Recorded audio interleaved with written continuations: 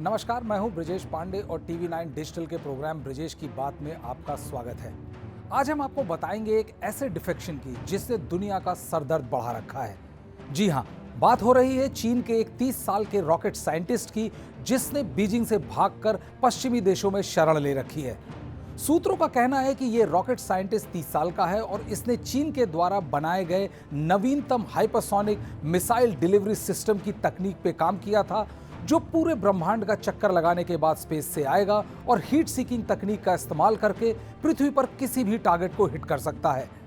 इस rocket scientist, जिसका नाम सुरक्षा के लिहाज से गुप्त रखा गया है, का बीजिंग से भागना इतना महत्वपूर्ण है कि इसकी वजह से ब्रिटेन और अमेरिका के हाइपरसोनिक मिसाइल के खिलाफ सुरक्षा के प्रोग्राम में काफी तेजी आ गई है।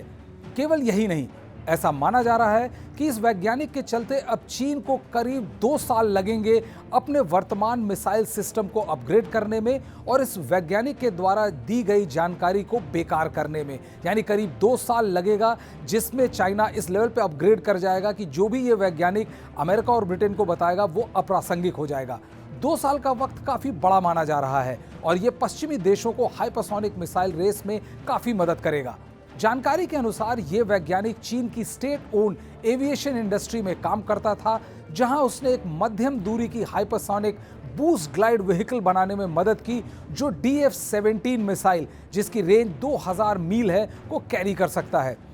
ऐसा माना जा रहा है कि ये वैज्ञानिक अपने बेहतरीन काम के बावजूद चीनी अधिकारियों के द्वारा खुद को कोई महत्व न देने से नाराज था और उसकी नाराजगी चीन के राजनीतिक सिस्टम से नहीं थी। अपनी अनदेखी के चलते इस वैज्ञानिक ने पिछले साल सितंबर में हांगकांग के ब्रिटिश जासूस से संपर्क किया। इसी मुलाकात में उसने ब्रिटिश जासूस को बताया कि उसने हाइपरसोनिक मिसाइल सिस्टम पर काफी काम किया है। इस वैज्ञानिक को पता था कि यदि ये बात चीन में खुल गई तो उसके और उसके परिवार को गोलियों से भून दिया जाएगा। इसलिए उसने सबसे पहले अपने और अपने परिवार के लिए राजनीतिक शरण की मांग की। ब्रिटेन और अमेरिका इस वैज्ञानिक को डिफेक्ट कराने को तो तैयार हो गए, मगर उन्होंने पहले इसकी विस्तृत जांच की कि कहीं यह वैज्ञानिक चीन का कोई भेदिया तो नहीं है। इस वैज्ञानिक ने पहले मिसाइल सिस्टम की कई जानकारी दी और उसके सही पाए जाने के बाद फिर शुरू हुआ इसे चीन से भगा ले जाने का खेल। इस वैज्ञानिक के लिए एक स्पेशल रूट बनाया गया और पहले इसका पूरा परिवार हांगकांग आया और वहां से उसे बाहर ले जाया गया। इस पूरे काम में ब्रिटिश की खुफिया एजेंसी MI6 के 4 और CIA के 2 ऑपरेटिव शामिल थे। चीन से निकाल ले जाने के बाद इस वैज्ञानिक की एक लंबी डिब्रीफिंग की गई और फिर उसे वहां से जर्मन में US एयरबेस में ले जाया गया और बाद में पूरी सुरक्षा में उसे UK होते हुए अमेरिका ले जाया गया।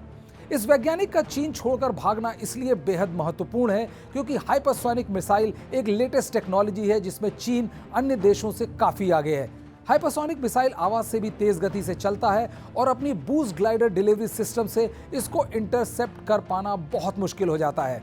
चीन और रूस इस तकनीक में अभी तक सबसे आगे हैं और यदि आप आंकड़ों को देखें तो आप पाएंगे कि इन 2 देशों ने जितने टेस्ट किए वो दुनिया में बाकी सारे देशों के द्वारा टेस्ट किए जाने से काफी ज्यादा है। ऐसी स्थिति में इस वैज्ञानिक का चीन छोड़कर उसके हाइपरसोनिक मिसाइल सिस्टम के सेटबैक के तौर पर देखा जा रहा है।